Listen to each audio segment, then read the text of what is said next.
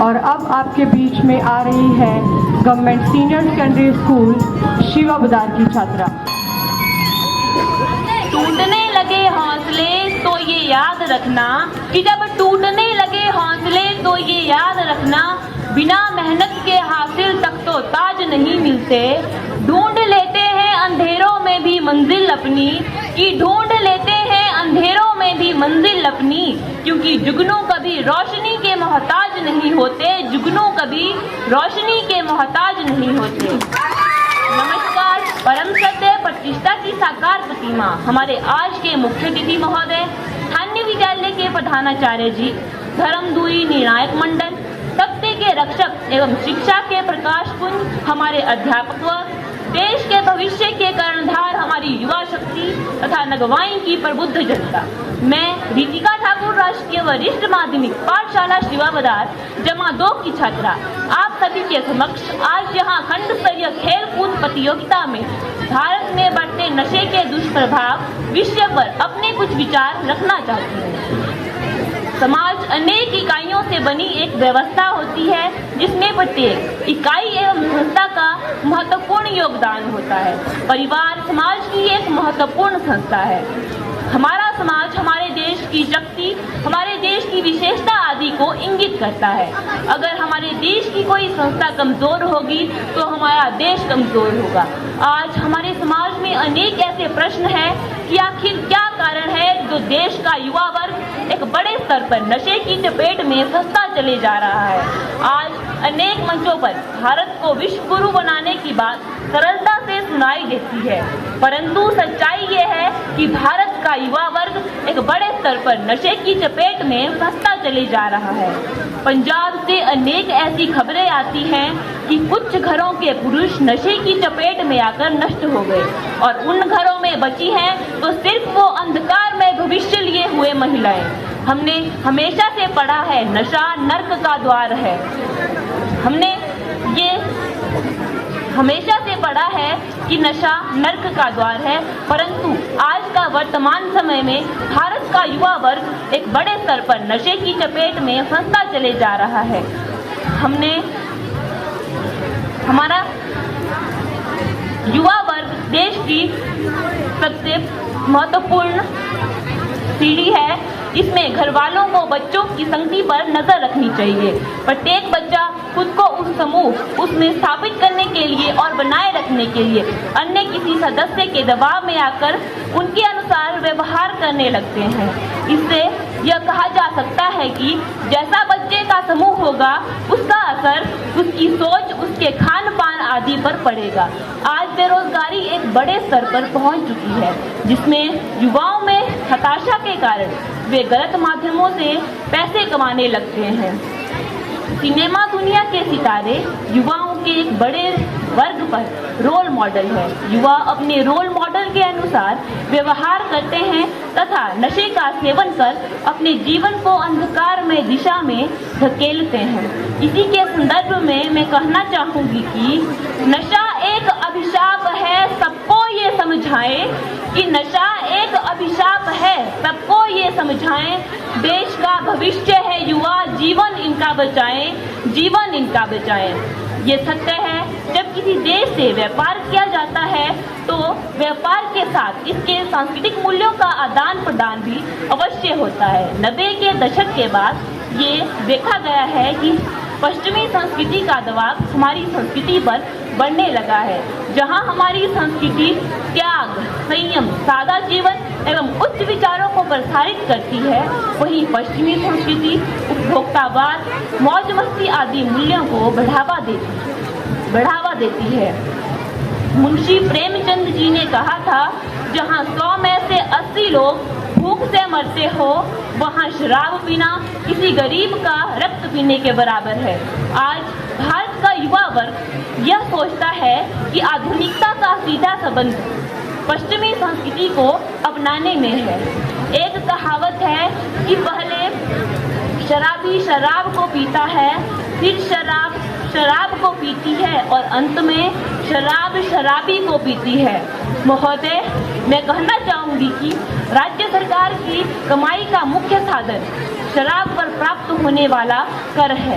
आज सरकार ने गांव-गांव तक शराब के ठेकों के लाइसेंस दे रखे हैं, जिसमें इससे युवाओं में इसकी सहज पहुंच सुनिश्चित हुई है।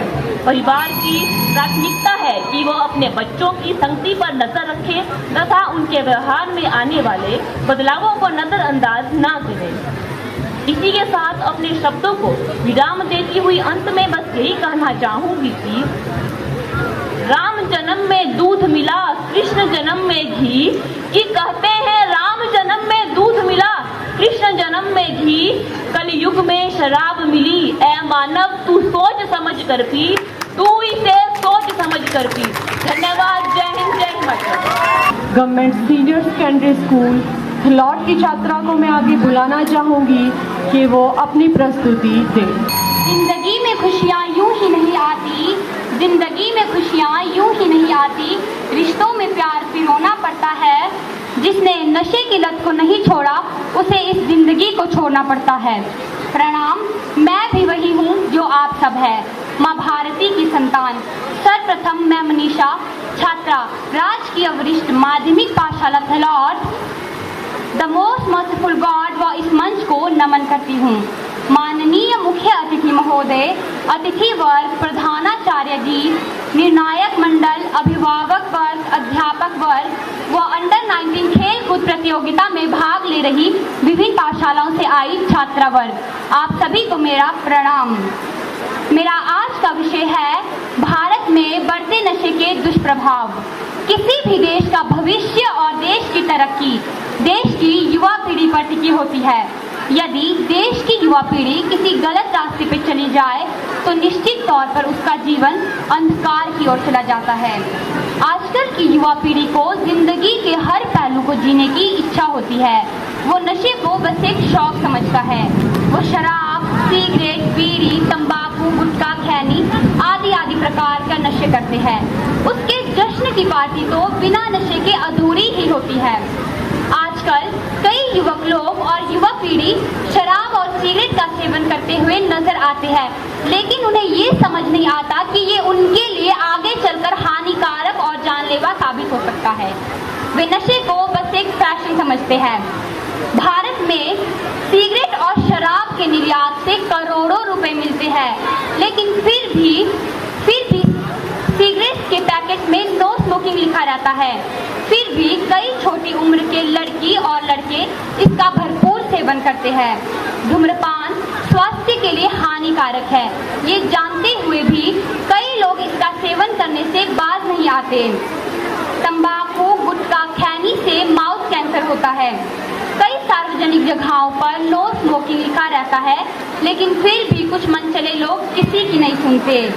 नशे से सामाजिक, मानसिक और पारिवारिक स्तर पर बुरा असर पड़ता है। कुछ लोग नशा करके घर में आकर अपनी पत्नी के साथ मारपीट करते हैं, जो कि एक घिनौनी हरकत है। कुछ लोग नशा करके सड़क में वाहन आदि चलाते हैं, जिससे कि दुर्घटनाएं होती है।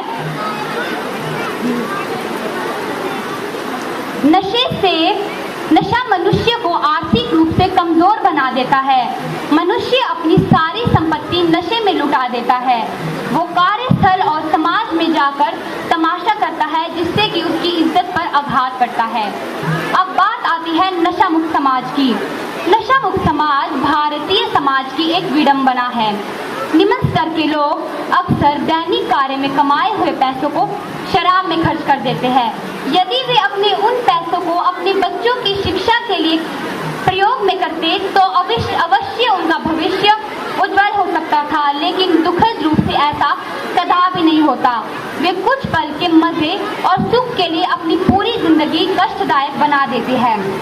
अब बात आती है नशे की शुरुआत होती कैसे है। नशे की शुरुआत पहले मजे मजे में मित्र के साथ जश्न में होती है। धीरे धीरे मनुष्य नशे रूपी अंधकार जाल में पूरी तरह से फंस जाता है और कभी भी इससे निकल नहीं पाता। वो अपनी जिंदगी के सारे लक्ष्य भूलकर एक नशेड़ी जीवन की ओर अग्रसर हो जाता है। वो अपने परिवार से सामाजिक और जज्बाती तौर पर कोसों दूर चला जाता है। इंसान सही और गलत का फर्क भूल जाता है। उसे लगता है कि नशा करके उसके सभी दुखों पर पूर्ण विराम लग जाएगा, लेकिन ये सोच अत्यंत गलत है। शराब का अत्यधिक सेवन करने से लीवर खराब हो सकता है। तंबाकू और सिगरेट का अत्यधिक प्रयोग करने से कैंसर जैसी भयानक बीमारियां हो सकती है। मनुष्य को जिंदगी में खुशियां बांटनी चाहिए, ना कि नशा। नशा मुक्ति से राहत पाने के लिए भारतीय समाज ने कई नशा मुक्ति केंद्र की स्थापना की है।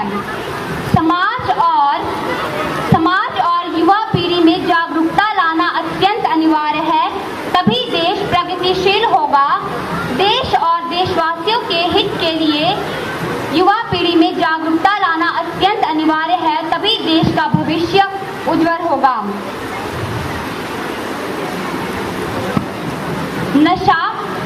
नशा एक अभिशाप है। नशा एक अभिशाप है, सबको ये बताएंगे। नशा एक अभिशाप है, सबको ये बताएंगे। देश का भविष्य है युवा, देश का भविष्य है युवा, जीवन इनका बचाएंगे, जीवन इनका बचाएंगे। इसी के साथ मैं अपनी वाणी को यहीं पे विराम देती हूँ। धन्यवाद। जय हिंद, जय हिमाचल।